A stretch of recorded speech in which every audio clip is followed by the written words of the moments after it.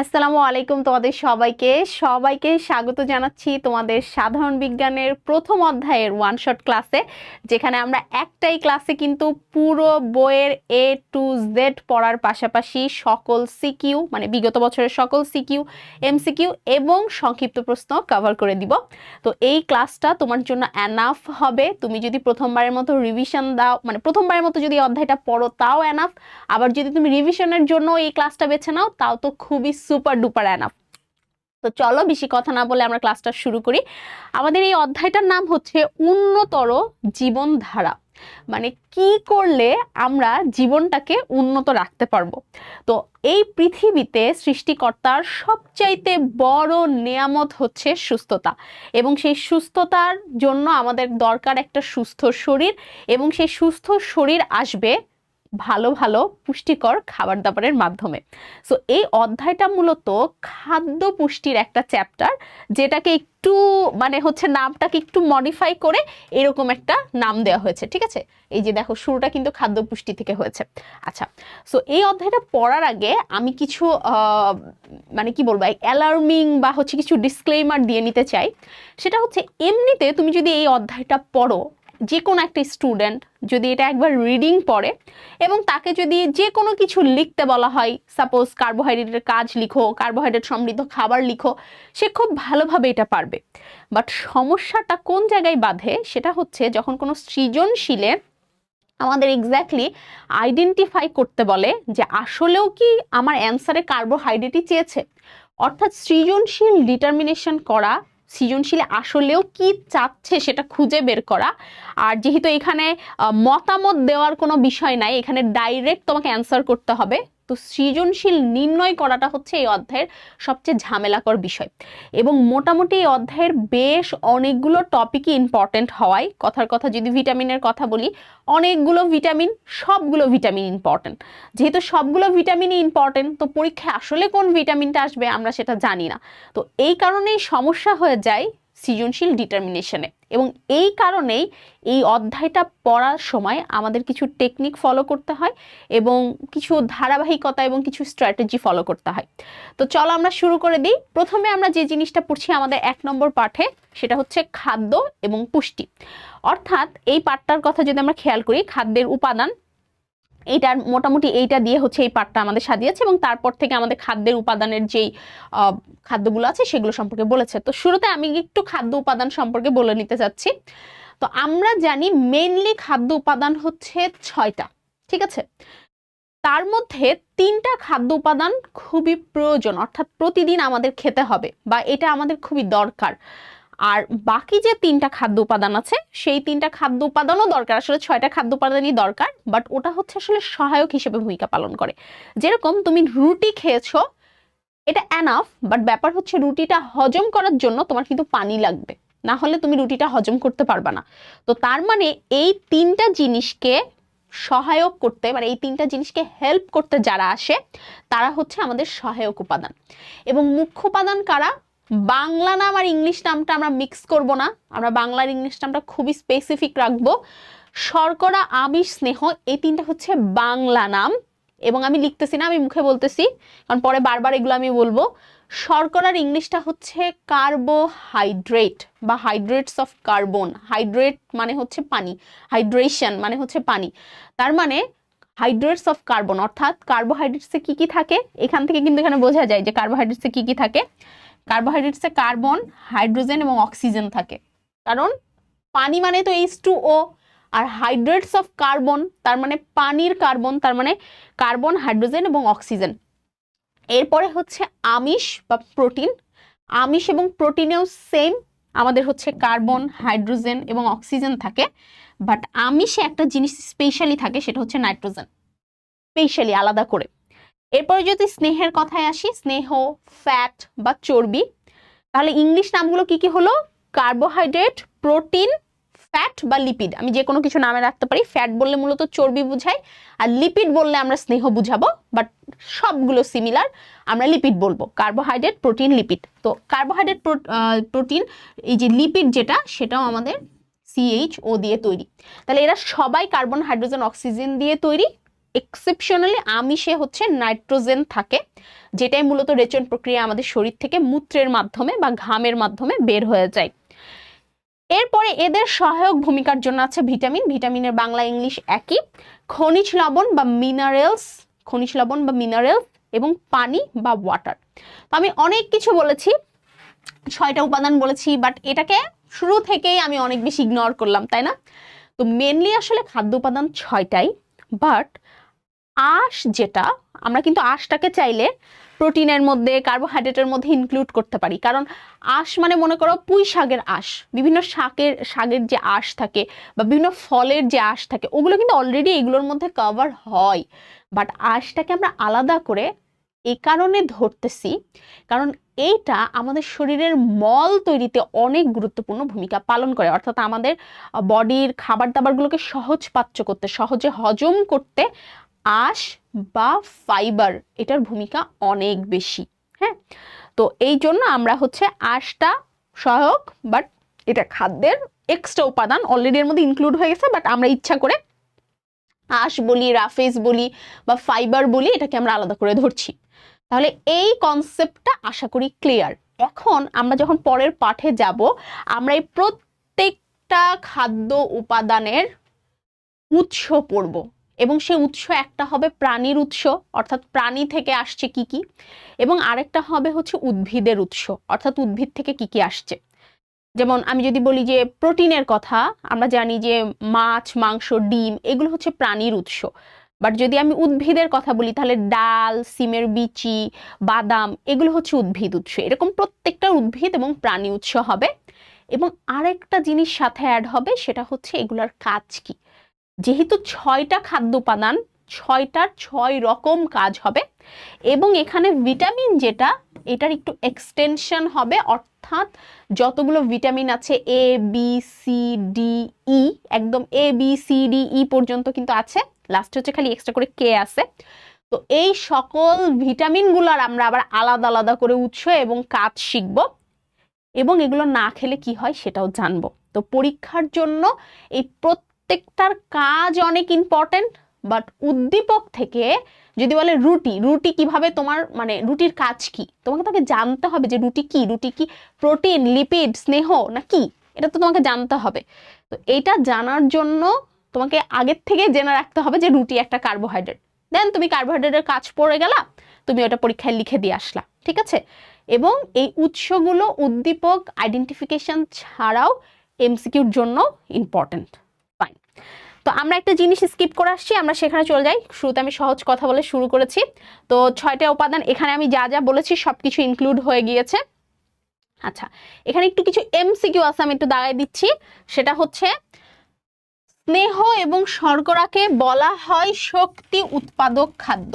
অর্থাৎ আমাদের শরীরে যত ধরনের শক্তি আসে, এগুলো স্নেহ এবং শর্করা থেকে আসে, প্রোটিন থেকে না।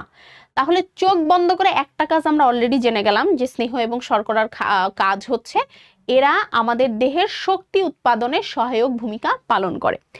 এরপরে আমিষযুক্ত খাদ্য দেহ গঠন করে। আমাদের দেহ গঠন করতে মেইনলি প্রোটিন লাগবে। একটা জীব, তার যে কোনো জীব, তার দেহ গঠন করতে প্রোটিন লাগে। একটা ব্যাকটেরিয়ারও দেহ গঠন করতে প্রোটিন লাগে।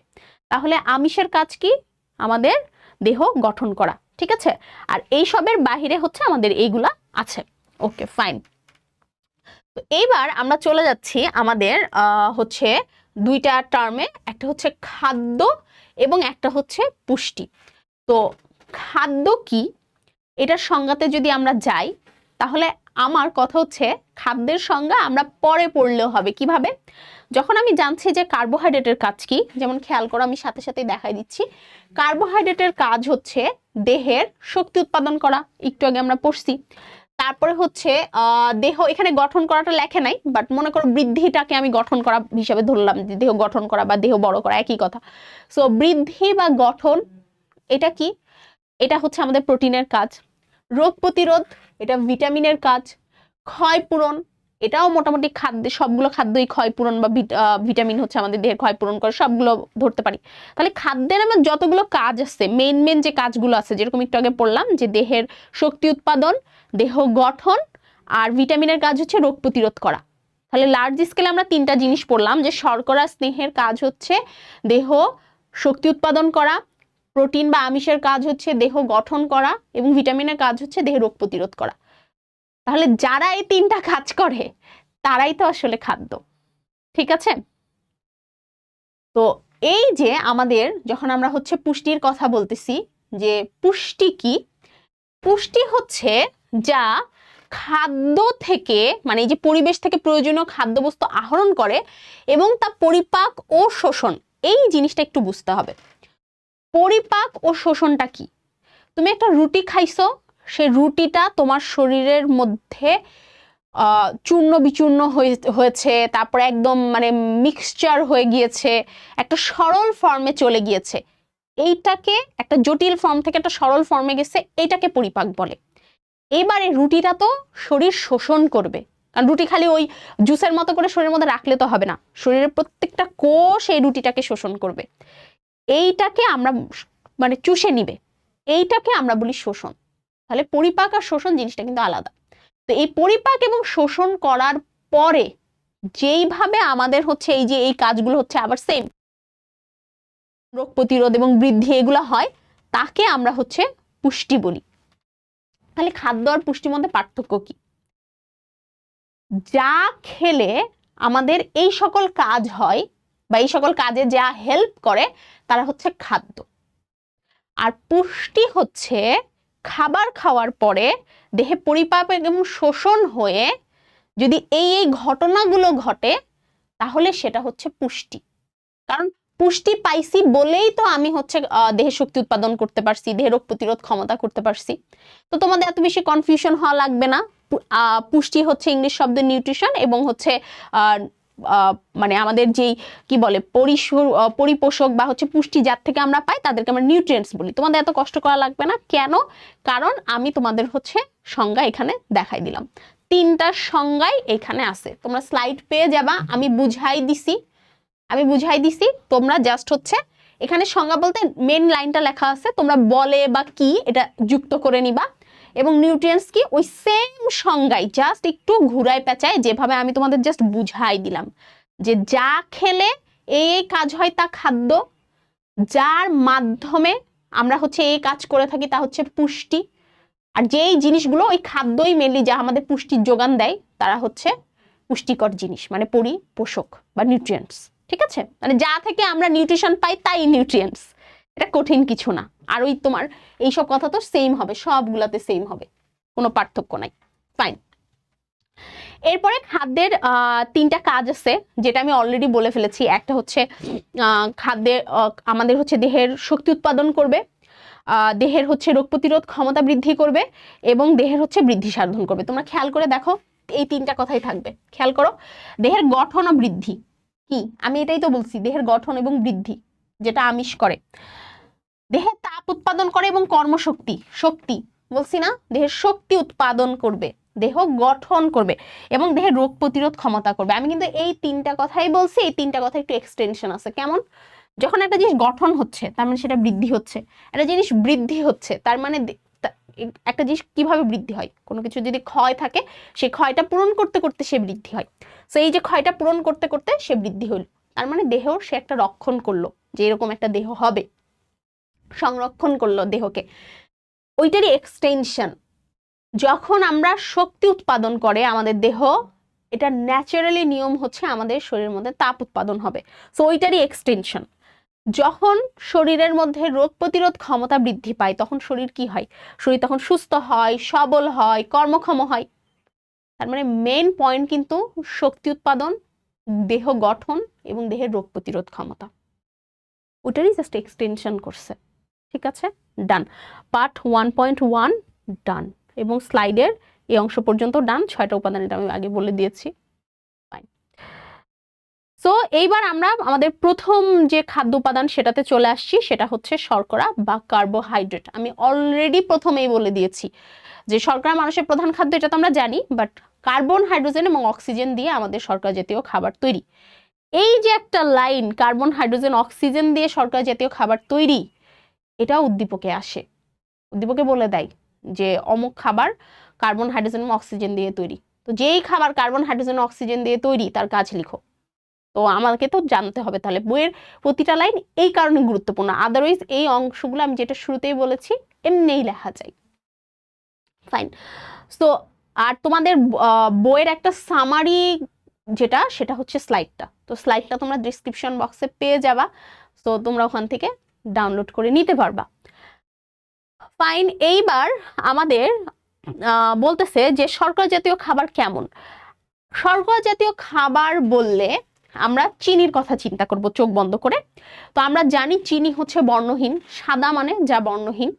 চিনি হচ্ছে গন্ধহীন, আই হোপ তোমরা কোনোদিন চিনির স্বাদ পাও নাই, মানে গন্ধ পাও নাই। এবং চিনি হচ্ছে অল্প মিষ্টি স্বাদযুক্ত। তাহলে যখন আমরা শর্করা জাতীয় খাবারের বৈশিষ্ট্য নির্ণয় করব, আমরা চিনির কথা চিন্তা করে বৈশিষ্ট্যটা নির্ণয় করব। এবং শর্করা আমাদের শরীরের কর্মক্ষমতা বৃদ্ধি করে এবং তাপশক্তি উৎপাদন করে, এটা আমরা অলরেডি জেনে গেছি। এইবার আমরা যেরকমটা বলেছিলাম 2 রকম উৎস থাকবে, একটা উদ্ভিদের উৎস, একটা প্রাণীর উৎস। তো উদ্ভিদের উৎসের মধ্যে আমাদের আছে গ্লুকোজ, ফ্রুক্টোজ, সুক্রোজ, সেলুলোজ এবং হচ্ছে স্টার্চ বা শ্বেতসার। প্রথমে আমি গ্লুকোজ পড়াচ্ছি ইচ্ছা করে। সো গ্লুকোজ মানে হচ্ছে মূলত চিনি বা মিষ্টি, এক কথায়। হ্যাঁ, গ্লুকোজ, গ্লুকোজ মানে চিনি, আমরা সেটা জানি। আর ফ্রুক্টোজ মানে ফ্রুটের মিষ্টি, ফলের মিষ্টি। তুমি এখানে যে কোনো ফলই আসলে ইনক্লুড করতে পারো এবং যে কোনো ফুলও ইনক্লুড করতে পারো যাতে মধু থাকে। তো এই জন্য কিন্তু ফ্রুক্টোজকে ফলের শর্করা বলা হয়। এটার সংক্ষিপ্ত প্রশ্ন আসতে পারে, ফ্রুক্টোজকে কেন ফলের শর্করা বলা হয়? কারণ ফ্রুক্টোজের মধ্যে কিছু ফল পড়ে, কিছু ফুল পড়ে। তো এই ফলের যেই মিষ্টিটা, সেটাই মূলত হচ্ছে আমাদের ফ্রুক্টোজ। ঠিক আছে? এবং এখানেও কিছু ফলেরই নাম আছে। এরপর হচ্ছে সুক্রোজ।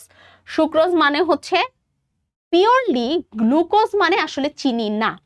এই গ্লুকোজ এবং ফ্রুক্টোজ এই দুটা মিলিতভাবে তৈরি করে সুক্রোজ। মানে তুমি যদি আমাকে জিজ্ঞেস করো যে চিনির রাসায়নিক নাম কি, তাহলে আসলে চিনির রাসায়নিক নাম হচ্ছে সুক্রোজ। তো সুক্রোজ হচ্ছে মূলত মিষ্টি। তাহলে সুক্রোজের ইয়ে হবে আখের রস, গুড়, চিনি, মিশ্রি, মানে যত ধরনের মিষ্টি জিনিস আছে, মিষ্টি, গুড়, মিশ্রি, আখের রস, এগুলো হবে। ঠিক আছে? ফাইন। এবং লাস্টে হচ্ছে সেলুলোজ। আমরা যারা একটু সায়েন্স আগে পড়েছি তারা সবাই জানি, ক্লাস 8, 6, 7, 8-এ যারা পড়ছি তারা জানি যে উদ্ভিদের কোষ প্রাচীরে সেলুলোজ থাকে। তো এই যে সেলুলোজ, এটা তাহলে শাকসবজিতে থাকবে, আবার ফলেও থাকবে। ওকে, আচ্ছা।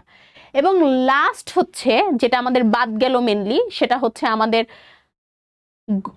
চাল, আটা, রুটি, গম, ময়দা এবং আলু। আলু স্পেশালি, হ্যাঁ, ও আলু আসলে সবজির মধ্যে আমরা ধরবো না, আলুকে একদম আলাদাভাবে আমরা ধরতেছি। সো আলু, এরা মূলত শ্বেতসার বা স্টার্চ, অর্থাৎ ভাত, রুটি, এগুলোর সোর্সিং যা যা আছে, সেটা হতে পারে ধান, গম, যব, বার্লি, ভুট্টা, তারপরে আমাদের হচ্ছে আলু, স্পেশালি আলু, এমনকি কচুতেও আমরা স্টার্চ বা শ্বেতসার পাই। শ্বেতসারের জাস্ট ইংলিশটা হচ্ছে স্টার্চ। ঠিক আছে? মানে স্টার্চের ব্যবহার এত বেশি যে এটা বাঙালিরা আরেকটা বাংলার নাম দিয়েছে, সেটা হচ্ছে শ্বেতসার। ফাইন। এরপরে আমাদের চলে আসছে প্রাণীর উৎস থেকে কি কি আমরা পাবো। তো প্রাণীর উৎস থেকে আমরা দুটো জিনিস পাই, একটা হচ্ছে দুধ পাই, এবং দুধে তোমরা যে কোনো দই, টক দই, দুধ, এগুলো কিনে আনলে, ছানা, পনির, এগুলো কিনে আনলে দেখবে এগুলোর গায়ে একটা জিনিস লেখা থাকে, সেটা হচ্ছে ল্যাকটোজ। এটা তোমাদের জানতে হবে, এমনিতেও জানতে হবে। ঠিক আছে? হঠাৎ করে ডাক্তার ওষুধ দিয়ে দিবে ল্যাকটোজেন, বুঝতেই পারবা না যে কি দিয়েছে। তো ল্যাকটোজ মানে হচ্ছে দুধের শর্করা, দুধে ল্যাকটোজ থাকে। তো এই যে ল্যাকটোজ বা দুধ, আমি আমার সময় মনে রাখতাম আমি দুধ খেতে চাইতাম না, সো আমার শরীরে দুধের ল্যাকিংস আছে, এই জন্য দুধের শর্করা হচ্ছে ল্যাকটোজ। তো গরু, ছাগল এবং অন্যান্য প্রাণীর দুধে এগুলো থাকবে, মানুষের দুধেও থাকে, সবার দুধে, মানে সকল স্তন্যপায়ী প্রাণীর দুধে ল্যাকটোজ থাকে। এইবার হচ্ছে গ্লাইকোজেন। গ্লাইকোজেন হচ্ছে আমাদের শরীরের সঞ্চিত খাদ্য, হচ্ছে গ্লাইকোজেন, মানে যে কোনো প্রাণীর শরীরে গ্লাইকোজেন সঞ্চিত থাকে। এটাই পরবর্তীতে আমরা শক্তি উৎপাদনে ব্যয় করি, যেটা আমরা আগেই বলছি যে কার্বোহাইড্রেট জাতীয় খাবার শক্তি উৎপাদনে ব্যয় হবে। সো এই যে গ্লাইকোজেন, এরা হচ্ছে আমাদের মানে যে কোনো প্রাণীর হচ্ছে যকৃৎ, মাংস, মেনলি যে কোনো প্রাণীতে, আমার প্রাণীর শরীর, পশু পাখি যে কোনো প্রাণীর শরীরে, ইভেন কীট পতঙ্গের কথা ধরলেও তাদেরও শরীরে গ্লাইকোজেন থাকে। ঠিক আছে, ফাইন। আচ্ছা, এইবার আমাদের এইটা কি একসাথে বলেছে? হ্যাঁ ঠিক আছে, এটা একসাথে বলেছে। সেটা হচ্ছে আমরা এখন মেনলি পড়বো কার্বোহাইড্রেটের গুরুত্ব। তো আমরা দেখলাম যে, আমি তোমাদের আগে দেখাই নিলাম, কার্বোহাইড্রেটের গুরুত্বটা একটা প্যারা করে অনেক কিছু লিখছে। এখন আমি এত কিছু তো মনে রাখতে পারবো না, তো আমি যেই যে শব্দকে পয়েন্টার দিব, তোমরা সেই সেই শব্দ মনে রাখবা। যেমন একটু খেয়াল করো, এখানে উদ্ভিদ থেকে, প্রাণী থেকে, আমি তো এগুলো পরেই দিয়েছি। আচ্ছা, পুষ্টিগত গুরুত্ব এখানে একদম ছোট করে লেখা আছে, না পড়লেই না সেটুকু লেখা আছে। বাট আমি যদি বইয়ের কথা বলি, তোমরা কিভাবে, আমি তো একটা দেখাই দিব, বাকিগুলো তোমরা সেম প্যাটার্নে পড়বা। সো আমি প্রথমটা একটু ধরে দেখাচ্ছি, পরেগুলো এত ধরে দেখাবো না, জাস্ট দাগাই দিব। শর্করা জাতীয় শর্করা শরীরের কর্মক্ষমতা বাড়ায়, তাপশক্তি উৎপাদন করে। আচ্ছা, তাহলে তাপশক্তি উৎপাদন এটার একটা কাজ, এবং কর্মক্ষমতা বাড়ানো এটা একটা কাজ, ফাইন। এরপর বিপাকীয় কাজের জন্য যে শক্তি প্রয়োজন হয় তা হচ্ছে কার্বোহাইড্রেট ফল উৎপন্ন। তার মানে শক্তির কথাই বলছে, এক্সট্রা করে দরকার নাই। তারপর হচ্ছে পরিশ্রমের সময় শক্তি সরবরাহ, এটা কিন্তু সেম একই জিনিস, বাট তারপর আমরা ইয়ে করতে পারি, পরিশ্রমের সময় শক্তি সরবরাহ। তারপরে আমাদের হচ্ছে মল ত্যাগে সাহায্য করে কে? সেলুলোজ, একটা আঁশ, সেই জন্য সেলুলোজ মল ত্যাগে সাহায্য করবে। এছাড়াও যদি প্রোটিন বা ফ্যাটের অভাব হয়, তাহলে শর্করা থেকে প্রোটিন বা ফ্যাট তৈরি হতে পারে।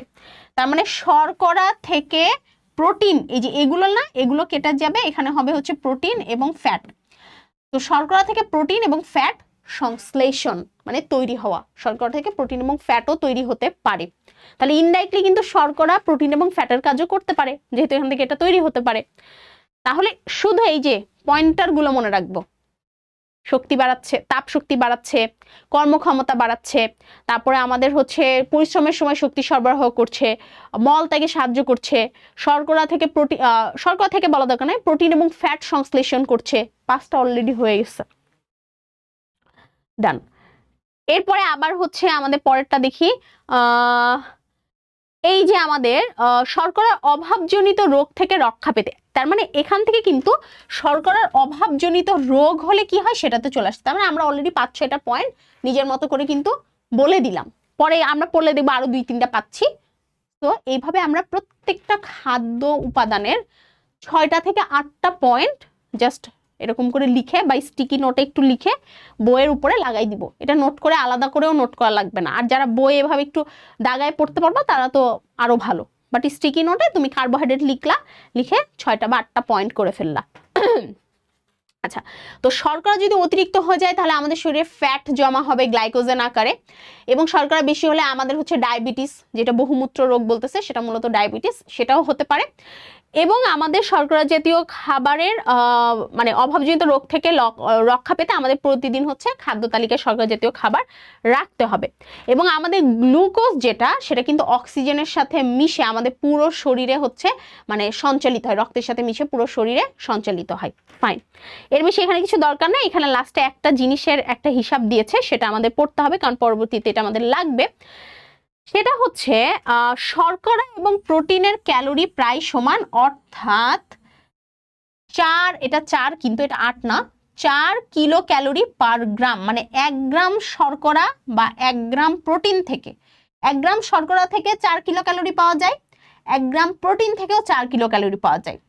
কিন্তু স্নেহ, 1 গ্রাম স্নেহ থেকে এর প্রায় দ্বিগুণের বেশি পাওয়া যায়। দ্বিগুণের বেশি মানে 4 দুগুণে 8, 8-এর বেশি, এই যে 9 কিলো ক্যালোরি শক্তি পাওয়া যায়। তো একজন মানুষের আমাদের হচ্ছে 2500 কিলো ক্যালোরি এবং একজন নারী 2000 কিলো ক্যালোরি পরিমাণ খাবার প্রয়োজন। এটা এমসিকিউর জন্য অনেক ইম্পর্টেন্ট। একটা ছেলে মানুষের 2500 কিলো ক্যালোরি একদিনে, আর একটা মেয়ে মানুষের হচ্ছে 2000 কিলো ক্যালোরি। তাহলে তুমি কিন্তু ওই হিসাব করতে পারবা যে তুমি 100 গ্রাম ভাত খাইলা, তাহলে তুমি কতটুকু শক্তি পাইলা, বা তুমি 100 গ্রাম মাংস খাইলে তুমি কতটুকু শক্তি পেলে। এখন যতটুকু শক্তি তোমার, এটা 2000 প্লাস হইলো কিনা, কারণ একদিনে তোমার 2000-এর বেশি প্রয়োজন, মানে তুমি যদি মেয়ে হও, আমি আমারটা চিন্তা করে বলছি সেজন্য এরকমভাবে বললাম। সো এইটা হলো। এরপরে এই কিলো ক্যালোরি তো মনে করো গ্রাম, গ্রামকে আমরা হচ্ছে কিলোগ্রাম বলি, তারপরে মিটারকে আমরা কিলোমিটার বলি, অর্থাৎ ওইটা জাস্ট 1000 বেশি, 1000 দিয়ে গুণ করা। সো আমাদের বুঝতে হবে ক্যালোরি কি, কারণ কিলো ক্যালোরি তো জাস্ট ওইরকম কিলোমিটার কিলোগ্রাম, ঠিক আছে, এইভাবে হয়েছে। তাহলে ক্যালোরি কি এটা বুঝতে হবে, কিলো ক্যালোরি ব্যাপার না। ক্যালোরি হচ্ছে শক্তির একক, এবং ক্যালোরির সংজ্ঞা হচ্ছে খুবই সহজ, যে 1 গ্রাম খাদ্য জারণ, মানে 1 গ্রাম খাদ্য হচ্ছে পরিপাক হবে, 1 গ্রাম খাদ্য পুরো মানে কাজে লাগবে, যে পরিমাণ তাপ শক্তি উৎপন্ন করে তাকে খাদ্যের ক্যালোরি বলে। তার মানে 1 গ্রাম আমরা হচ্ছে খাবার নিব, সেটা থেকে একদম হচ্ছে তাপ শক্তি উৎপাদন করব, সেটাকে আমরা কিলো ক্যালোরি বলি। ঠিক আছে, 1 গ্রাম খাবার নিব, সেটা থেকে আমরা তাপ শক্তি উৎপাদন করব, সেটাকে আমরা ক্যালোরি বলবো। আবার ক্যালোরির আরেকটা সংজ্ঞা আছে, এই সংজ্ঞাটা আমাদের দরকার নাই, এটা ফিজিক্সের সংজ্ঞা। ঠিক আছে, 1 ক্যালোরির আরেকটা সংজ্ঞা দিয়েছে, সেটা আমাদের দরকার নাই, এটা ফিজিক্সের সংজ্ঞা। আমরা এই বইয়ের ভাষায়, এই অধ্যায়ের ভাষায় এই সংজ্ঞাটা শিখবো, যে 1 গ্রাম খাবারকে আমরা পুরোপুরি পরিপাক, বা পরিপাকটাকে এখানে জারণ বলতেছি কারণ এখানে বিক্রিয়ার ব্যাপার আছে। সো জারণ করলে আমরা যে পরিমাণ তাপ শক্তি পাচ্ছি সেটাই আমাদের ক্যালোরি। ওকে, ডান। আর এটা তো বুঝিয়ে দিয়েছি, এবং পরীক্ষায় কিন্তু এটাও আসে যে শর্করা এবং আমিষের থেকে স্নেহজাতীয় খাবার দ্বিগুণ কিলো ক্যালোরি পাওয়া যায়, বা দ্বিগুণ ক্যালোরি পাওয়া যায়, একই কথা, দ্বিগুণ কিলো ক্যালোরি পাওয়া যায় বা দ্বিগুণ শক্তি পাওয়া যায়, এটা কিন্তু আসে। ফাইন। সো আমাদের কিন্তু শর্করা বা কার্বোহাইড্রেট ডান, এখন আমরা আমিষ বা প্রোটিনে চলে আসছি।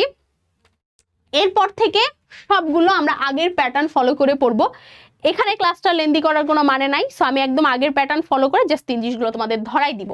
যেমন আমি শুরুতেই বলেছিলাম যে প্রোটিনে থাকবে আমাদের কার্বন, হাইড্রোজেন, অক্সিজেন, এক্সট্রা করে থাকবে নাইট্রোজেন, এখানে এসে আমরা জানতেছি একটু সালফারও থাকে। সো আমরা এখানে পাশে কিন্তু NS লিখে দিতে পারি।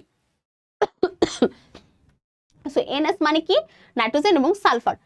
এবং আমাদের কার্বোহাইড্রেট ভাঙলে যেরকম আমরা গ্লুকোজ পাই, প্রোটিন বা আমিষ ভাঙলে আমরা 20 ধরনের অ্যামিনো অ্যাসিড পাই। যে কোনো প্রোটিনকে ভাঙলে অ্যামিনো অ্যাসিড পাওয়া যায়, যে কোনো প্রোটিনকে ভাঙলে। কার্বোহাইড্রেটকে ভাঙলে কি পাওয়া যায়, গ্লুকোজ। প্রোটিনকে ভাঙলে কি পাওয়া যায়, অ্যামিনো অ্যাসিড। তাহলে আপু স্নেহকে ভাঙলে কি পাওয়া যায়, স্নেহকে ভাঙলে পাওয়া যায় ফ্যাটি অ্যাসিড। ওকে, মনে রাখবো, কার্বোহাইড্রেট গ্লুকোজ, আমিষ অ্যামিনো অ্যাসিড, আমিষ অ্যামিনো অ্যাসিড, এবং স্নেহ পদার্থ ফ্যাট, ফ্যাটি অ্যাসিড। তো মোট 20 ধরনের অ্যামিনো অ্যাসিড আছে, তার মধ্যে থেকে আমাদের 9টা অ্যামিনো অ্যাসিডকে আমরা অপরিহার্য অ্যামিনো অ্যাসিড বলে থাকি। এই 9টা অ্যামিনো অ্যাসিডের নাম আমার মুখস্থ করতে হবে। তা আমি যেভাবে মুখস্থ করেছিলাম সেটা বলে দিই, অনেকে এটা ছন্দ টন্দ দিয়ে মুখস্থ করে, আমি এভাবে করছিলাম। সেটা হচ্ছে লাইসিন, লিউসিন। আমি বলতেছি একবার, জাস্ট তোমরা পরে আবার রেকর্ডটা হচ্ছে একটু আগে টেনে দেখে নিবা। লাইসিন, তারপর আমি লিউসিন পড়ছি, লিউসিনের পরে আমি আইসোলিউসিন পড়ছি, লাইসিন, লিউসিন, আইসোলিউসিন, এভাবে পড়েছি। এরপরে আমি যেটা পড়ছি সেটা হচ্ছে মেথিওনিন, ভ্যালিন। আমি এভাবে মনে রাখছিলাম যে মেথি ভ্যালিড কথা বলে। তো মেথিওনিন, ভ্যালিন, এই যে মেথিওনিন, ভ্যালিন। এবং যেহেতু মেথিওনিন ভ্যালিড কথা বলছে, এই জন্য মেথিওনিনের সবাই হচ্ছে ফ্যান হইছে, এই জন্য পরেরটার নাম হচ্ছে ট্রিপ্টোফ্যান। ওকে, আচ্ছা। আর লাস্টের 3টা আমি আলাদা করে পড়ছিলাম, এইগুলো একদিনে পড়ছিলাম, lysine, leucine, isoleucine, methionine, valine, tryptophan, এবং লাস্টের 3টা আলাদা পড়েছিলাম, ফিনাইল অ্যালানিন, থ্রিওনাইন, এবং হচ্ছে হিস্টিডিন। থ্রিওনাইন কিভাবে মনে রাখছিলাম, 9 দিয়ে শেষ করছি, যেহেতু 9টা অ্যামিনো অ্যাসিড, এই জন্য হচ্ছে থ্রিওনাইন দিয়ে শেষ করছি, এবং হিস্টিডিন, ফিনাইল অ্যালানিন, এভাবে পড়ছিলাম। তোমরা চাইলে বিভিন্ন ছন্দ করেও এটা পড়তে পারো। আচ্ছা, এরপরে আমাদের এখানে হচ্ছে উৎস দিয়ে যদি বিবেচনা করি, তাহলে প্রাণী থেকে কি কি উৎস এবং হচ্ছে উদ্ভিদ থেকে কি কি উৎস এটা বলা আছে, এটা তো আর পড়াই দেওয়ার কিছু নাই। ওকে, এইবার আমাদের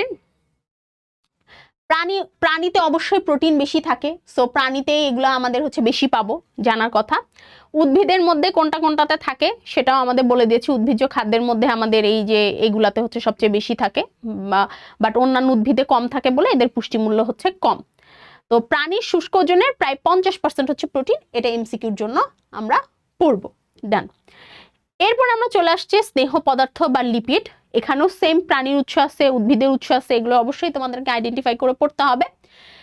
এবং উপরে আরেকটা জিনিস আছে, এই জিনিসটা তোমাদেরকে আমি একটু বুঝাই দিব।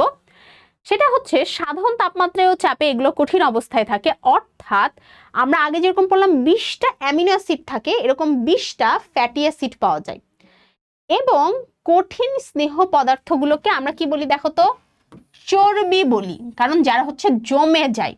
আর যেগুলো তরল থাকে তাদেরকে আমরা তেল বলি। অর্থাৎ মানে আমাদের ফ্যাট মানে লিপিড, এক কথায় স্নেহ পদার্থ দুই রকমের, একটা চর্বি একটা তেল।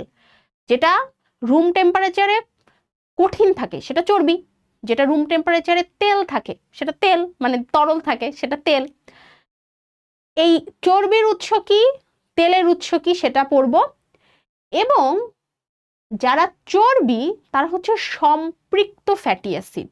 সম্পৃক্ত মানে কি, আমি এভাবে মনে রাখবা সহজ হিসাবে, যারা কঠিন তারা একে অপরের সাথে সম্পৃক্ত হয়ে আছে, একজন আরেকজনের সাথে আটকে আছে, লেপ্টে আছে, দ্যাটস ওয়াই এরা সম্পৃক্ত ফ্যাটি অ্যাসিড।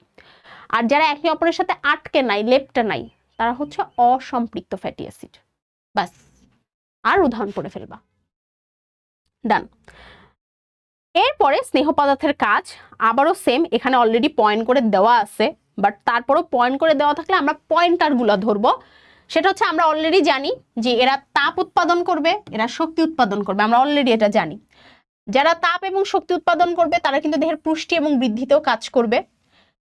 তারপরে এরা, মানুষ কখন মোটা হয়? যখন বেশি বেশি খাবার খায়। এবং মোটা মানুষের আমরা বলি যে এনার্জি বেশি থাকে, কারণ হচ্ছে মোটা মানুষের শরীরের মধ্যে ফ্যাট জমা হয়, যেটাই পরবর্তীতে শক্তির উৎস হিসেবে কাজ করে।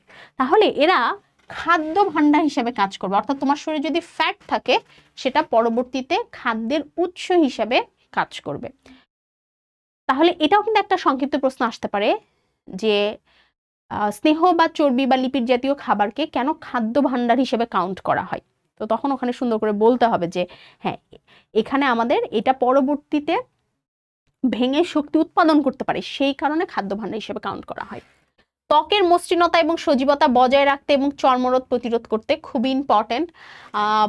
এটা এক্সেপশনালি আমরা এখানে আলাদা করে পড়ব যে আমাদের ত্বককে গ্লো করতে, ত্বককে ভালো রাখতে এবং হচ্ছে আমাদের দেহের রোগ প্রতিরোধ ক্ষমতা হচ্ছে বৃদ্ধি করতে আমাদের কিন্তু এই যেই স্নেহ জাতীয় খাবার আছে এটা লাগবে। এবং আমরা জানি দুই রকমের ভিটামিন থাকে, বা পরে জানবো। একটা হচ্ছে পানিতে দ্রবণীয় ভিটামিন, একটা চর্বিতে দ্রবণীয় ভিটামিন। তো চর্বিতে দ্রবণীয় ভিটামিনের জন্য কিন্তু আমাদের চর্বি বা স্নেহ দরকার।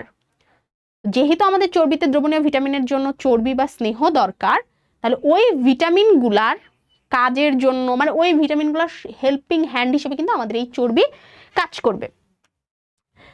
যদি একটা চিন্তা করতে হবে, এই যে অভাবজনিত রোগ ও প্রতিকার যেটা আছে, অভাবজনিত রোগ কি পরীক্ষায় আসবে যে চর্বির অভাবে কি কি হয় লিখো, বা কার্বোহাইড্রেটের অভাবে কি কি হয়? আমরা এর আগে পড়লাম কিন্তু কার্বোহাইড্রেট যদি আমরা বেশি খেয়ে ফেলি তাহলেও সমস্যা, কার্বোহাইড্রেট কম থাকলেও সমস্যা। তো এটা কি আসলে পরীক্ষায় আসবে? একদম সোজাসাপটা অ্যান্সার হচ্ছে না, বাট এটা উদ্দীপকে থাকবে। যেরকম উদ্দীপকে থাকবে যে অমুকের ত্বক শুষ্ক হয়ে গেছে, মনে করো রিয়ার ত্বক শুষ্ক হয়ে গিয়েছে, খসখসে হচ্ছে। রিয়ার শরীরে যেই উপাদানের অভাব তার গুরুত্ব বর্ণনা করো, বা তার প্রাণী এবং উদ্ভিদ উৎস বর্ণনা করো। তো তুমি যদি নাই জানো যে ত্বক শুষ্ক হয় ফ্যাটের অভাবে, তাহলে তুমি করবা কিভাবে? তো এই ছোট ছোট অংশগুলো সৃজনশীল আইডেন্টিফাইয়ের জন্য ইম্পর্টেন্ট। আমি যদি পরে 100টা সৃজনশীলও প্র্যাকটিস করাই এবং তুমি যদি হচ্ছে প্রথমেই বইটা এভাবে পড়ে না রাখো, তাহলে ওই 100টা সৃজনশীল জাস্ট তোমার প্র্যাকটিস হবে, কিন্তু তোমার কোনো কিছু মনে থাকবে না। বাট তুমি যদি বইটা এভাবে পড়ো, তোমার সৃজনশীল আইডেন্টিফাই করতে সহজ হবে। সো ত্বক শুষ্ক এবং সৌন্দর্য নষ্ট হয়ে যায়, স্নেহ পদার্থের অভাব হলে সঞ্চিত প্রোটিন ক্ষয় হয়, খুবই ইম্পর্টেন্ট। শরীরে প্রোটিন এবং ফ্যাটের যদি অভাব হয় তাহলে কিন্তু শর্করাও ক্ষয় হবে, প্রোটিনও ক্ষয় হবে, কারণ ওগুলা চেষ্টা করবে ফ্যাট বানাইতে। ঠিক আছে? আচ্ছা, আবার অতি স্নেহ পদার্থ জমা হলে রক্ত চলাচলে ব্যাঘাত ঘটে, এটা খুবই ইম্পর্টেন্ট। অনেকে মোটা হয়ে যায়, তাদের heart attack, heart fail, stroke এগুলোর সম্ভাবনা খুবই বেড়ে যায়, কারণ তাদের রক্তনালীতে রক্তনালীগুলা চর্বি দিয়ে আটকে যায়, ফলে রক্তনালী দিয়ে যে হার্টে রক্ত পাস হবে সেটা কিন্তু হতে পারে না। ডান। তোমরা কিন্তু অনেকখানি পড়ে ফেলেছো, ক্লাসের মাত্র 30 মিনিট হয়েছে, এই অবস্থায় তোমরা একটা ব্রেক নিতে পারো কিন্তু। তো এইবার আমরা চলে যাচ্ছি ভিটামিনে, but I would really suggest vitamin পড়ার আগে, যেহেতু ভিটামিনের অংশটা একটু বড়, আমরা খনিজ লবণ, পানি এবং হচ্ছে র্যাফেসটা পড়ে ফেলি। তোমরাও তাই করবা, আমি সাজেস্ট করব খনিজ লবণ, পানি এবং র্যাফেসটা একবারে পড়ে ফেলবে, এবং পরে তোমরা হচ্ছে এই খাদ্যপ্রাণ বা ভিটামিন অংশটা পড়বা, কারণ এটা হচ্ছে বড় অংশ। ওকে, সো আমি ওটা আগে পড়াই দিচ্ছি, তারপর এখানে আমি আবার ব্যাক আসবো। তো আমি একটু নিচে নেমে যাচ্ছি। ওকে, দেখো খনিজ পদার্থ এবং হচ্ছে পানি আমাদের একসাথে করে দিয়েছে, তো এই অংশটা জাস্ট হচ্ছে এমনি নর্মাল কথাবার্তা বলেছে। খনিজ পদার্থের মধ্যে আগে কি কি খনিজ পদার্থ কিন্তু অনেক অনেক, প্রায় 17টা খনিজ পদার্থ আমাদের শরীরে আছে, বাট সবগুলো দিবে না, মোস্ট ইম্পর্টেন্ট গুলো বা খুব রেয়ার যেগুলো সম্পর্কে আমরা জানি না বা যেগুলো আমাদের শরীরের জন্য খুবই বেশি দরকার সেগুলো দিবে। তো তার মধ্যে একটা হচ্ছে লৌহ বা আয়রন, এরপরে হচ্ছে আমাদের ক্যালসিয়াম, ফসফরাস, 3টা, তার মানে মাত্র 3টা আমাদের দিয়েছে। আচ্ছা, তো লার্জ স্কেলে আমি তোমাদেরকে বলে দিচ্ছি যে এই 3টাই কেন দিল। 3টা দিয়েছে, তার মধ্যে একটা দিয়েছে হচ্ছে লৌহ। লৌহ অর্থাৎ হচ্ছে আয়োডিন বা আয়রন এইরকম আমরা বলতে পারি।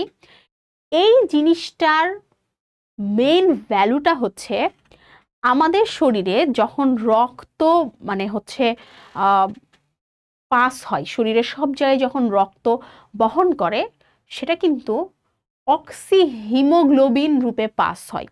এই হিমোগ্লোবিনের একটা অংশ হচ্ছে আসলে লৌহ। তো বুঝতেই পারছো যে আমাদের শরীরে রক্ত শূন্যতা হয়ে যাবে যদি আমাদের শরীরে লোহের অভাব হয়। এবং মজার ব্যাপার হচ্ছে এই লৌহ সমৃদ্ধ খাবারগুলাও একটু রেয়ার।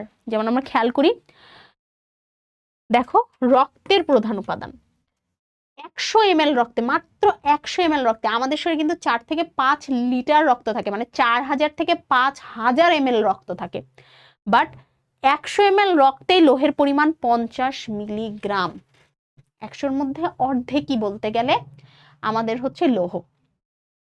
এখন যদি এইটা পর্যাপ্ত পরিমাণে না থাকে বা এটার পরিমাণ কমে যায়, তাহলে শরীরে বিভিন্ন সমস্যা হবে। এবং রক্ত, প্লীহা, অস্থিমজ্জা, লাল রঙের কোষ মানে লোহিত রক্তকণিকা এগুলোতে সঞ্চিত থাকে।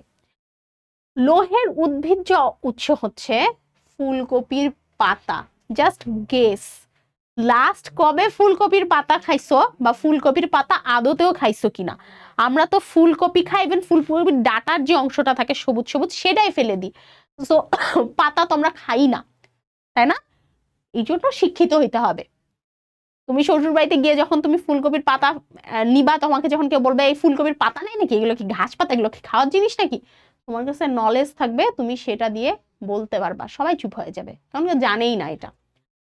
এরপরে নোটের শাক, এটা হচ্ছে অ্যামারান্থাস, এটা খুব এক্সপেন্সিভ, বা আমরা খুব একটা বেশি এক্সপেন্সিভ বলবো না, বিদেশে এটা অনেক এক্সপেন্সিভ, বাট আমাদের দেশে আসলে এগুলো পাওয়া যায় না খুব একটা। নিম পাতা তো খাই না আমরা, ডুমুরও খুব রেয়ার খাই, কাঁচা পাকা কলা খাই, বাট কাঁচা কলা কিন্তু আমরা সহজে খাইতে চাই না। ভুট্টা, গম, বাদাম, বজরা, বজরা তো গ্রামে পাওয়া যায়, শহরে তো পাওয়াও যায় না। প্রাণীজ উৎস হচ্ছে মাছ, মাংস, ডিম, যকৃৎ, তাও ডিমের কুসুম স্পেসিফিক্যালি। তো লোহের কাজ হচ্ছে ওই যে বললাম হিমোগ্লোবিন গঠনে সহায়তা করা, এবং হিমোগ্লোবিনের পরিমাণ কমে গেলে আমাদের রক্তশূন্যতা হয়, এবং রক্তশূন্যতা হলে রোগের লক্ষণ চোখ ফ্যাকাশে হয়ে যাবে, যে চোখের নিচে সাদা সাদা হয়ে থাকবে, হাত পা ফুলে যাবে, দুর্বলতা হবে, মাথা ঘুরবে, বুক ধড়ফড় করবে। খুবই ইম্পর্টেন্ট, পুরো অংশটা খুবই বেশি ইম্পর্টেন্ট, এমসিকিউর জন্য, সিকিউর জন্য, শর্ট কোশ্চিন সব কিছুর জন্য লোহের অংশটা এই কারণে কিন্তু আমি পড়াই দিলাম। এবং এখন থেকে লৌহ সমৃদ্ধ খাবার খাওয়ার চেষ্টা করব। এখানে আরেকটা জিনিস লেখা নাই, সেটা হচ্ছে কচুতেও হচ্ছে লৌহ থাকে।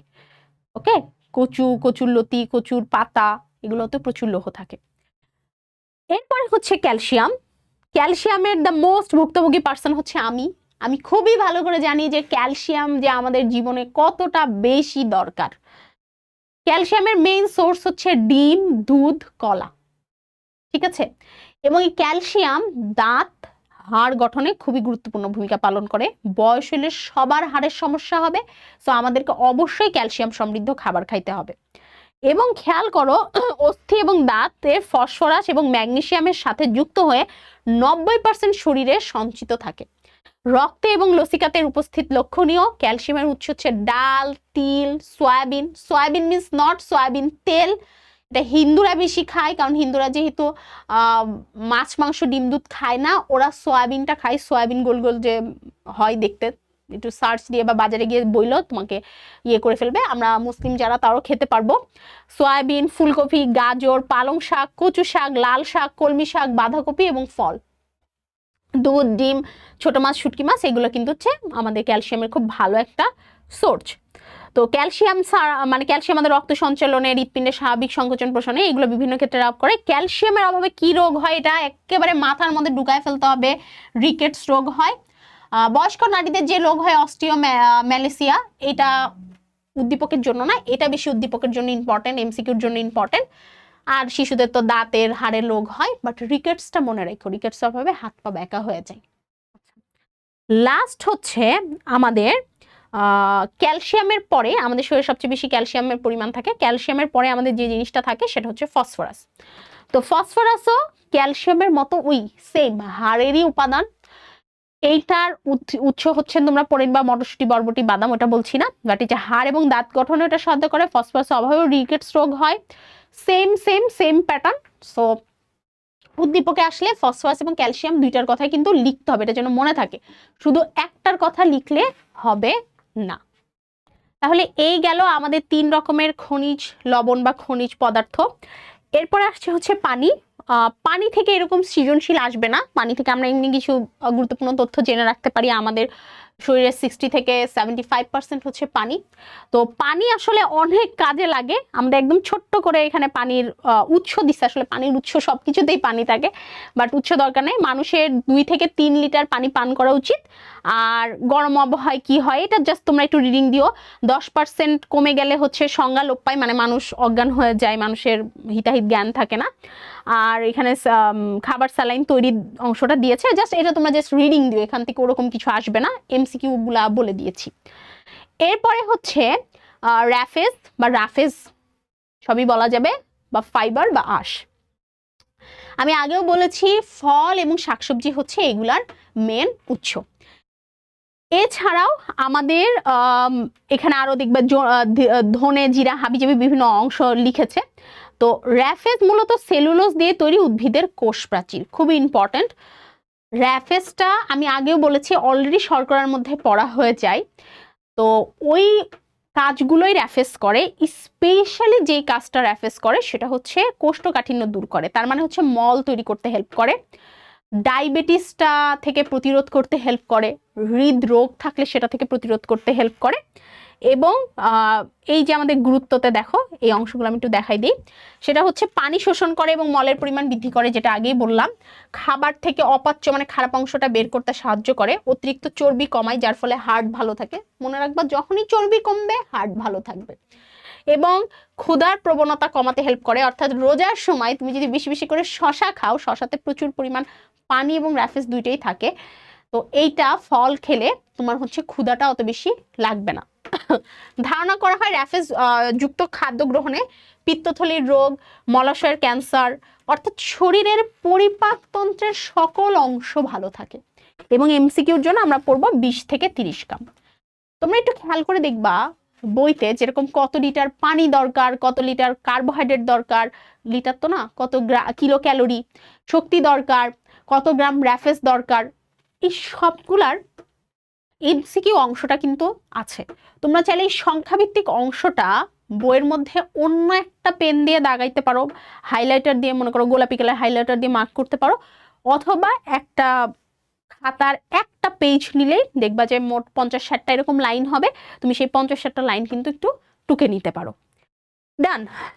এরপরে আমাদের পানি শেষ।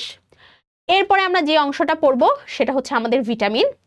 ভিটামিনটা যখন আমরা পড়তে বসবো আমরা এটা জাস্ট একদিন পড়বো এবং হচ্ছে এটার জন্য আমরা এনাফ পরিমাণ ধৈর্য, শক্তি, সামর্থ্য সবকিছু নিয়ে আসব, কারণ ভিটামিন হচ্ছে অনেকগুলা। ভিটামিন হচ্ছে দুই রকম, একটা চর্বিতে দ্রবণীয় ভিটামিন, একটা হচ্ছে পানিতে দ্রবণীয় ভিটামিন। তো আমাদের এই যে চলে এসেছে পানিতে দ্রবণীয় ভিটামিন হচ্ছে কম, বিসি, কারণ পানি হচ্ছে সরল জিনিস, তো বিসি।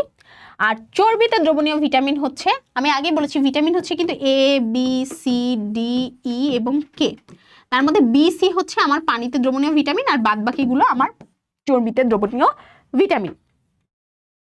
তো ভিটামিনের অংশ থেকে সৃজনশীল খুবই বেশি আসে। ভিটামিনের অংশের সৃজনশীলের প্যাটার্ন এবং পড়ার পদ্ধতিটা আমি বলে দিচ্ছি।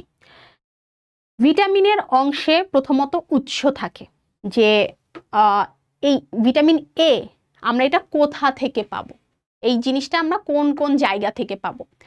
এরপরে যে জিনিসটা আমরা আসবে সেটা হচ্ছে ভিটামিনের কাজ কি এবং এই ভিটামিনের অভাবে কি কি রোগ হয়, এইটা সবচেয়ে বেশি সৃজনশীলের জন্য ইম্পর্টেন্ট। ঠিক আছে, সবচেয়ে বেশি সৃজনশীলের জন্য এই অংশটা ইম্পর্টেন্ট।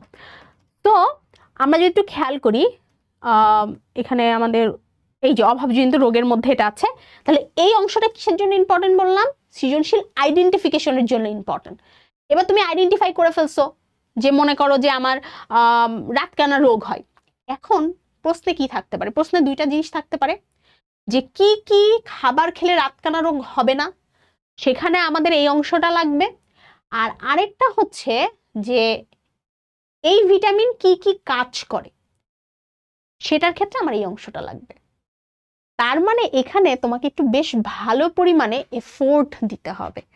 খাবারের উৎসের কথা যদি বলো দেখবা যে সেম থাকবে, ওই পুঁই শাকের জায়গায় কলমি শাক লিখে দিবা, একটু 19-20 করবা, সমস্যা হবে না।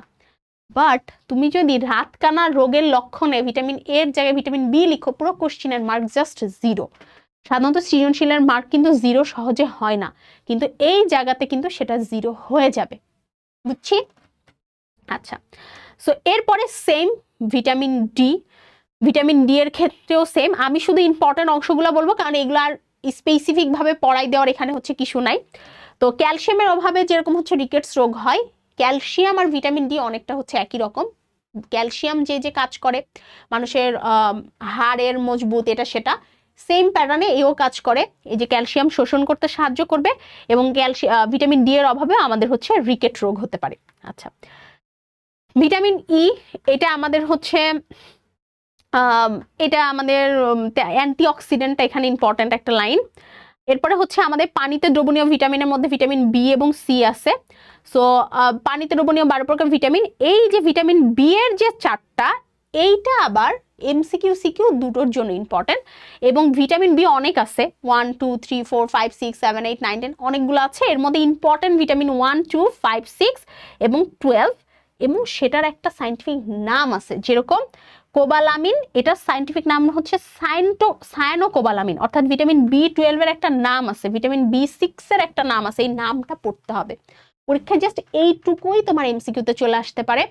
নিচের কোনটির হচ্ছে নাম রিবোফ্ল্যাভিন, বা নিচের কোনটি রিবোফ্ল্যাভিন, ওখানে ভিটামিন বি2 থাকতে পারে, সি থাকতে পারে, এ থাকতে পারে, কে থাকতে পারে, অ্যান্সার থেকে তোমাকে বি2 বেছে নিতে হবে। হ্যাঁ, উদ্দীপকে থাকতে পারে যে মনে করো তন্দ্রার মুখে ঘা ও জিভে ঘা হইছে, তাহলে কোন ভিটামিনের অভাবে হইছে, সেটার হচ্ছে কি কি খাইতে হবে, এভাবে চলে আসবে কোশ্চেন। এবার ভিটামিন সি, সি এরও একটা নাম আছে অ্যাসকর্বিক অ্যাসিড, আর ভিটামিন সি তো রোগ প্রতিরোধ ক্ষমতা বাড়ায়, এখানে আমাদের কাজ আছে। ভিটামিন সি এর অভাবে স্কারভি রোগ হয়, প্রত্যেকটা একটা মেইন করে রোগ থাকে, সেটার নাম এরকম হচ্ছে স্কারভি রোগ। এই তো মোটামুটি আমাদের ভিটামিন অংশটা গেল। এই ছিল আমাদের 6 টাইপের খাবারের যে অংশটা সেটা। এখন আমরা চলে আসছি বডি মাস ইন্ডেক্স বা দেহের ভর সূচিতে। এটার আগে আমি একটু স্লাইডটা দেখাই দিই। আমাদের স্লাইডে হচ্ছে এই জিনিসগুলোর মেন যে থিমগুলো সেগুলো লেখা আছে, তোমরা রিভিশন দেওয়ার জন্য এই স্লাইডটা ব্যবহার করতে পারো। হ্যাঁ, রিভিশন দেওয়ার জন্য এই যে মেন যে অংশগুলো সেগুলো হচ্ছে স্লাইডে দেওয়া আছে। আর ভিটামিনকে কেন খাদ্য প্রাণ বলা হয়, এই কোশ্চিনটাও খুব অহরহ এসে থাকে। সো ভিটামিনকে খাদ্য প্রাণ বলার কিছু হচ্ছে স্পেসিফিক কারণ আছে, সেগুলো এখানে হচ্ছে উল্লেখ করা হয়েছে।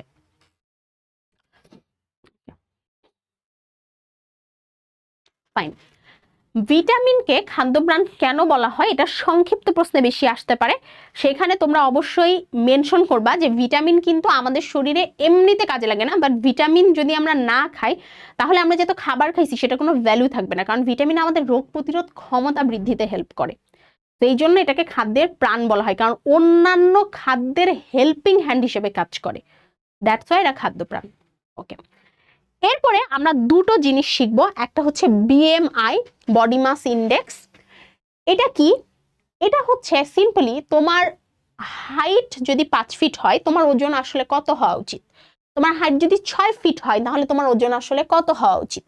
তো এরকম একটা বডি মাস ইন্ডেক্স থাকে, যেটা সূত্র হচ্ছে খুবই সহজ। দেহের ওজনটাকে কেজিতে নিতে হবে। এই ওজনটা যে কোনো কিছুতে থাকতে পারে, গ্রাম বা যে কোনো এককে থাকতে পারে, সেখান থেকে তোমাকে কেজিতে কনভার্ট করতে হবে, ভাগ দেহের উচ্চতা মিটারে নিয়ে যেতে হবে। যদি উচ্চতা ফিটে থাকে 5 ফিট, 5 ফিটকে মিটারে নিয়ে যেতে হবে, অর্থাৎ 1 ফিট সমান কত মিটার, 5 ফিট সমান কত মিটার। সাথে সাথে 5 ফিট কত ইঞ্চি থাকবে, 2 ইঞ্চি থাকবে, 3 ইঞ্চি থাকবে, ইঞ্চিটাকে মিটারে যেতে হবে। সো তোমাদের কাজ হচ্ছে 1 ফিট সমান কত মিটার, 1 ইঞ্চি সমান কত মিটার, এইটা জেনে রাখা। তাহলে পরীক্ষার হলে দুটোকে মিটারে নিয়ে যাবা, জাস্ট যোগ করবা। 5 ফিট সমান কত মিটার, 2 ইঞ্চি সমান কত মিটার, দেন দুইটাকে যোগ করলে তুমি উচ্চতা পেয়ে যাবে। এবং ওটাকে অবশ্যই মানে স্কোয়ার করতে হবে, বর্গ করতে হবে, অর্থাৎ ডাবল গুণ করতে হবে। এইটা দিয়ে যেটা হবে সেটাই হচ্ছে বিএমআই বা ভর সূচি। এই যে আমাদের দেখতে পাচ্ছি, যেমন হচ্ছে 18, এখানে 18 মিটার বলা আছে, মিটার না থাকলে এরকম। এখন এইটার একটা ইন্ডেক্স আছে, কেমন? আমরা যদি একটু খেয়াল করি, যাদের 18.5 এর কম তাদের ওজনটা আসলে কম, যাদের 18.5 থেকে 24.9 তাদের সঠিক ওজন। তো প্রথমে আমরা 18.5 থেকে 24.9 এটা মুখস্থ করে ফেলবো, ঠিক আছে? এরপরে যদি আমরা খেয়াল করি, এটা 25 থেকে 30 আর 30-এর বেশি, 25 থেকে 30 আর 30-এর বেশি, সো 30, আর এটা হচ্ছে 30-এর থেকে 1 পয়েন্ট কম। তাহলে আমরা প্রথমেই এই মানটা মুখস্থ করবো, 18.5 থেকে 24.9। তাহলে 18.5-এর যারা কম তারা ওজনটা আরো বাড়াইতে হবে। যারা আমাদের 24.9-এর বেশি, মানে 25 থেকে শুরু করে, তাদের ওজনটা কমাতে হবে। এবং সেটা কত, সেটা যদি এই পর্যন্ত হয় তাহলে ঠিক আছে, বাট যদি এটা 30 ক্রস করে যায় তার মানে তার মৃত্যু ঝুঁকি পর্যন্ত আছে। তো এটা ছেলে আর মেয়ের ক্ষেত্রে সেম সেম। আচ্ছা, এইবার আমরা চলে আসি আরেকটা জায়গায়, দৈনিক খাবার কেমন হবে। এই কোশ্চিনটা পরীক্ষায় বেশ আসে, প্রায়ই আসে, যে আমাদের দৈনিক কি কি খাবার আমার হচ্ছে ইয়ে করতে হবে। তো তুমি এখানে একটু খেয়াল করো, তোমাকে যদি কখনো বলা হয় যে কারোর দৈনিক খাবার তৈরি করো, তোমাকে মনে রাখতে হবে তার খাবারে তুমি সব উপাদান তোমাকে দিতে হবে। শর্করা, আমিষ, স্নেহ, ভিটামিন, খনিজ লবণ, পানি থেকে শুরু করে যা যা আছে সেগুলাই দিতে হবে। এবং এইরকম একটা খাবারকে আমরা বলি হচ্ছে সুষম খাদ্য। আবারও বলতেছে, এই যে 2500 এবং 2000, এটা অলরেডি আমি তোমাদেরকে আগে দেখাই আনছি যে 2500 এবং 2000 ক্যালোরি দরকার। কিন্তু আমার যে পরিমাণ খাবার লাগবে, সেম আমার মতো বয়সী, আমার মতো ওজন উচ্চতার একটা ছেলের সেম খাবার লাগবে না। অর্থাৎ লিঙ্গ ভেদে খাবার চেঞ্জ হবে, বয়স ভেদে খাবার চেঞ্জ হবে, যে বেশি পরিশ্রম করবে সেই ভেদে খাবার চেঞ্জ হবে। অর্থাৎ লিঙ্গ, বয়স এবং কাজের প্রকৃতির উপর ভিত্তি করে আমাদের খাবারের ধরন চেঞ্জ হবে। এইবার আমরা চলে আসি যে আমাদের শর্করাতে কি কি থাকবে, যেভাবে প্রস্তুত করা, এগুলো জাস্ট উৎসের নাম বলেছে। এইভাবে র্যান্ডমলি তোমরা হচ্ছে শর্করা জাতীয় খাবার প্রস্তুত করবা। মানে পরীক্ষায় যদি আসে যে একটা সুষম খাবারের তালিকা করো, একটা শর্করা জাতীয় খাবারের তালিকা দাও, তোমরা মনে রাখবা এটা সবচেয়ে সহজ জিনিস আসছে। কারণ তুমি এখানে যেভাবে লিখবা, যে মানে যা তা ইচ্ছা লিখবা, সেটাই আসলে অ্যান্সার। মানে এখানে কোনো ভুল নাই, বাংলা কথা। এরপর হচ্ছে খাদ্য পিরামিড। খাদ্য পিরামিড সম্পর্কে তোমার একটা ধারণা থাকা লাগবে যে খাদ্য পিরামিড মানে হচ্ছে যে খাবারটা সবচেয়ে বেশি পরিমাণে খাও, এবং সেটা হচ্ছে শর্করা। শর্করার থেকে একটু কম খাওয়া হচ্ছে আমাদের ভিটামিন এবং খনিজ গ্রুপ। শর্করা থেকে একটু কম, কিন্তু আমিষ খাও না, আমিষের পরিমাণ কিন্তু আমরা অনেক কম খাই, মাছ মাংস আমরা জাস্ট 1-2 পিস খাইয়ে হাঁপাই যাই। বাট তুমি ফলের কথা চিন্তা করো, তোমাকে যদি এখন একটা মানে হাফ তরমুজ কেটে দেওয়া হয় তুমি খায় ফেলবা। সো ভিটামিন এবং খনিজ হচ্ছে শর্করার উপরে। এরপরে আমার আমিষ সবচেয়ে কম খাবো আমরা ফ্যাট। তাহলে এটা হচ্ছে খাদ্য পিরামিড, কোনটা আমরা সবচেয়ে বেশি খাই বা খাওয়া উচিত, তারপরে কোনটা, তারপরে কোনটা, এবং সবচেয়ে কম কোনটা খাওয়া উচিত। এটা হচ্ছে আমাদের সুষম খাদ্যের একটা পিরামিড। আচ্ছা, উন্নত জীবন যাপনের জন্য, এবং এই যে আমি যে কথাগুলো বললাম এগুলো একদম সংক্ষিপ্ত করে কিন্তু স্লাইডেও দেওয়া আছে, হ্যাঁ, যে সুষম খাদ্য কি, তারপর সুষম খাদ্য এবার আসতেছে। উন্নত জীবন যাপনের জন্য সুষম খাদ্য আমরা কিভাবে বাছাই করব, হ্যাঁ, যে আমরা উন্নত জীবনযাপনের জন্য সুষম খাদ্য কিভাবে বাছাই করবো, এই অংশগুলো আমি ফার্স্ট টেনে যাচ্ছি, কারণ এই অংশগুলো পুরো নিজের মতো করে তুমি লিখতে পারবা, তুমি জাস্ট একবার রিডিং দিবা। তো এখানেও সেম আমরা আগের মতো 4 শ্রেণীতে এটাকে ভাগ করব। যেই শ্রেণীর মধ্যে আমাদের থাকবে হচ্ছে শস্যদানা মানে হচ্ছে শর্করা, ফল মূল মানে হচ্ছে আমাদের খনিজ এবং ভিটামিন, স্নেহ খাবার, এবং মাছ মাংস মানে প্রোটিন। তার মানে শর্করা, আমিষ, ভিটামিন এবং খনিজ লবণ এবং হচ্ছে স্নেহ সবই চলে আসছে, জাস্ট প্যাটার্নটা ডিফারেন্ট, লেখার প্যাটার্নটা ডিফারেন্ট। ঠিক আছে, এটা শর্করা, এটা আমিষ, এটা আমাদের হচ্ছে ভিটামিন এবং খনিজ, আর এটা হচ্ছে স্নেহ। ডান। আচ্ছা, এরপরে আমাদের এটা জাস্ট রিডিং করে ফেলো।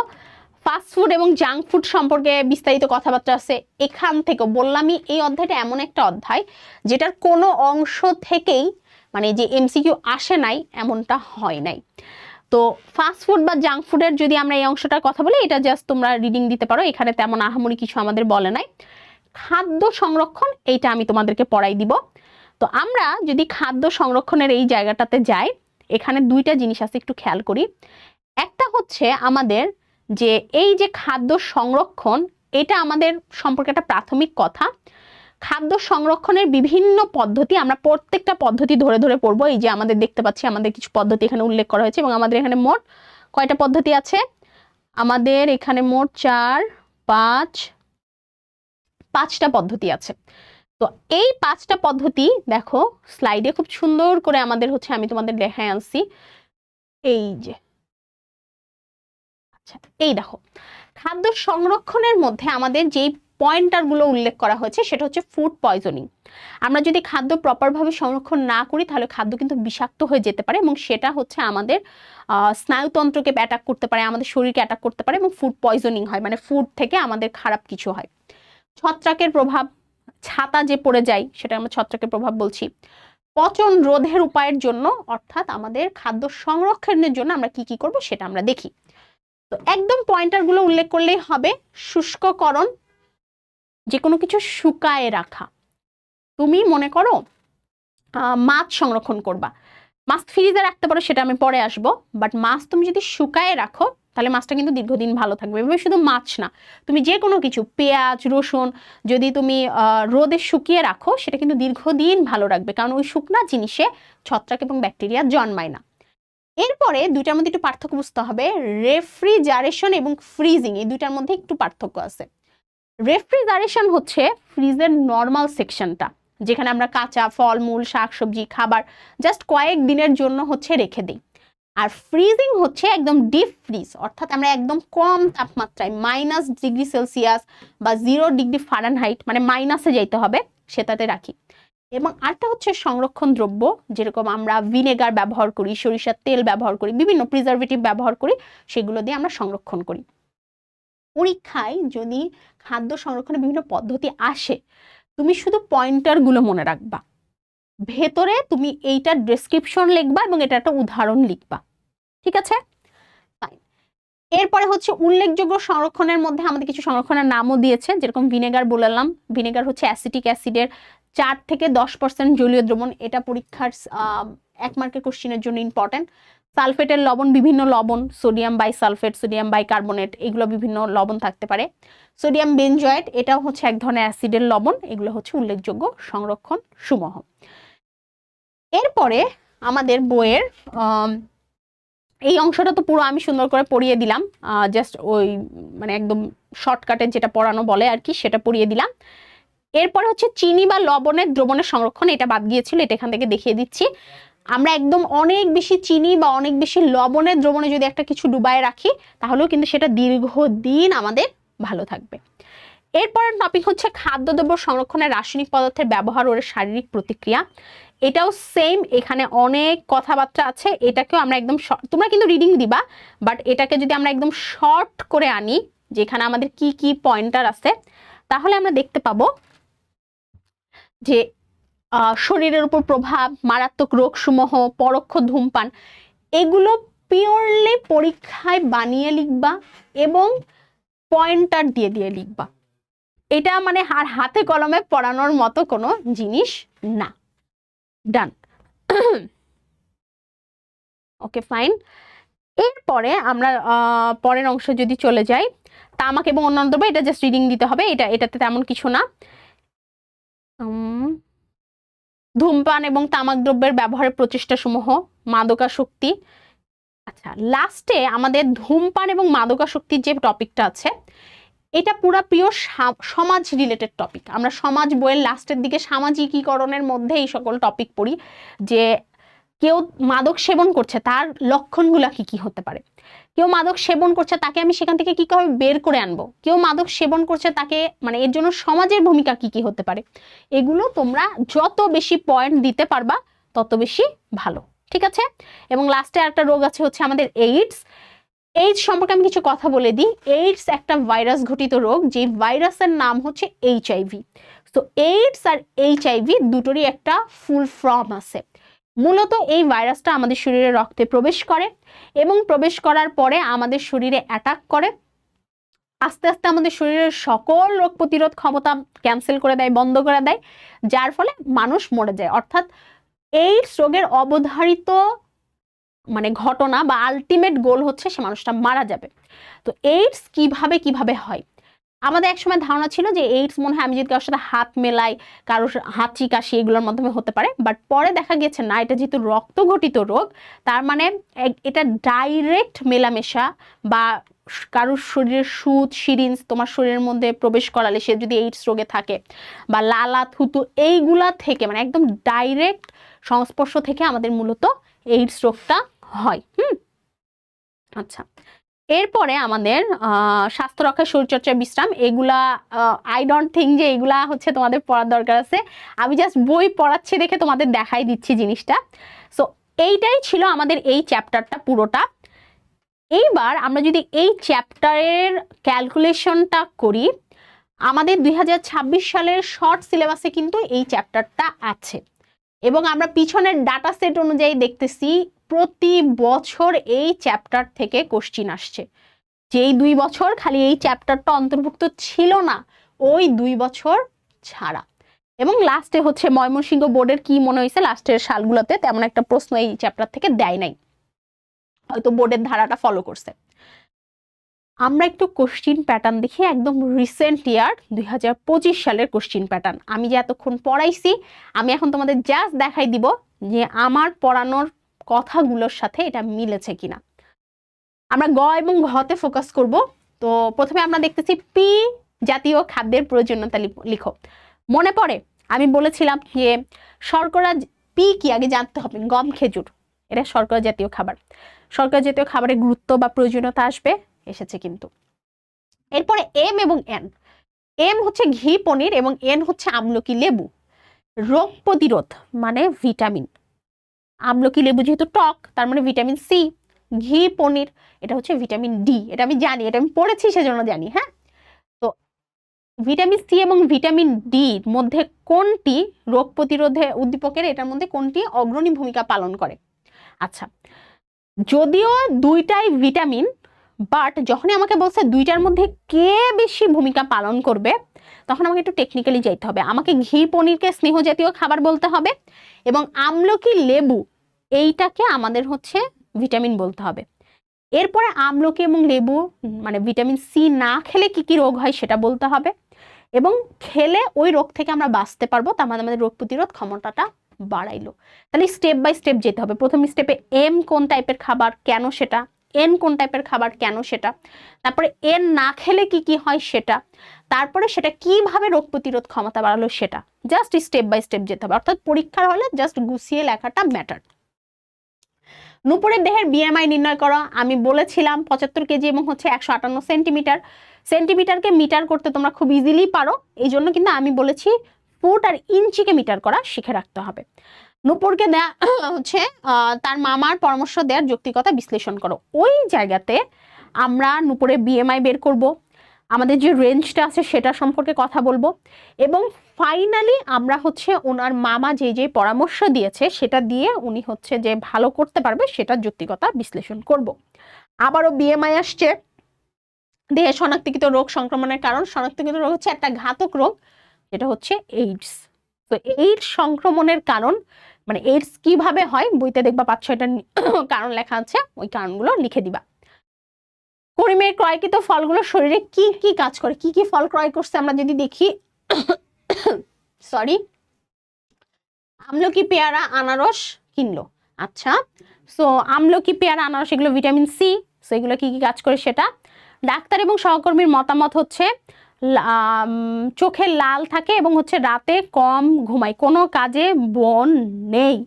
তো তোমরা দেখবা যে এক টাইপের ভিটামিন আছে, আমি এটা ইচ্ছা করে নাম বলতেছি না, এটার অভাব আমার নিজেরও শরীরে হয়েছিল। ওই টাইপের ভিটামিন থাকলে মানুষের মন অবসাদগ্রস্ত থাকে, মানুষ খুব দুশ্চিন্তাগ্রস্ত থাকে, তার কোনো কাজে মন বসে না। তাহলে স্টেপ বাই স্টেপ যাইতে হবে। প্রথমে ওইটা কোন ভিটামিনের লক্ষণ, দেন হচ্ছে ওইটা কিভাবে খাবার খেলে ওটা ইয়ে হয়ে যাবে, এটা হয়ে যাবে, সেটা হয়ে যাবে, সেটা পরপর যেতে হবে।